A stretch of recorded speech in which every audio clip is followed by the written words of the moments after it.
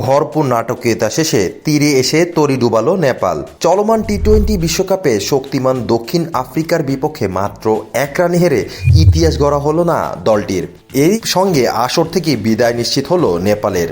আর group পর্বের সব match জিতে সুপার 8-এ খেলতে যাচ্ছে প্রোটিয়ারা। শনিবার ওয়েস্ট ইন্ডিজের সেন্ট ভিনসেন্টের কিংস্টাউনে ডি গ্রুপের ম্যাচে মুখোমুখি হয় এই দুই দল। বাংলাদেশ সময় ভোরে খেলতে নামেন তারা, যেখানে প্রথমে ব্যাট করা এইডেন মার্করামরা নির্ধারিত 20 ওভারে 7 উইকেট হারিয়ে 115 রানের বেশি করতে পারেনি।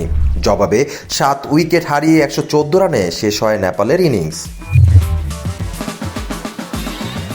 116 রানের লক্ষ্যে ব্যাট করতে নেমে নেপাল শুরুটাও ভালো করে। উদ্বোধনী জুটিতে কুশল ব্রুটেল ও আসিফ শেখ 35 রান তোলেন। তবে অষ্টম ওভারে তাবরাই শামসি ব্রুটেল ও রোহিত পাউডেলকে বোল্ড করে ব্রেক থ্রু এনে দেন।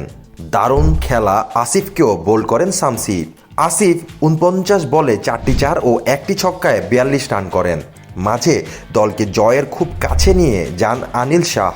তবে মার্করামের বলে আউট হওয়া এই ব্যাটার 24 বলে 3টি 4 ও 1টি ছক্কায় 27 রান করেন।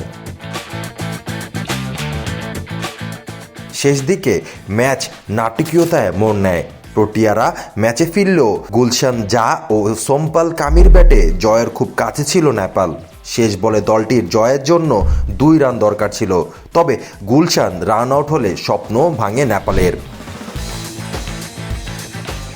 প্রোটি স্পিনার শামসি 4 ওভারে 19 রানে 4টি উইকেট পান। এর আগে টস হেরে প্রথমে ব্যাটিংয়ে নেমে কুশল ব্রুটেল ও দীপেন্দর সিং এইরের বোলিংয়ের তোপে দিশেহারা হয়ে পড়ে ইতিমধ্যে সুপার 8-এ নিশ্চিত করেন দক্ষিণ আফ্রিকা।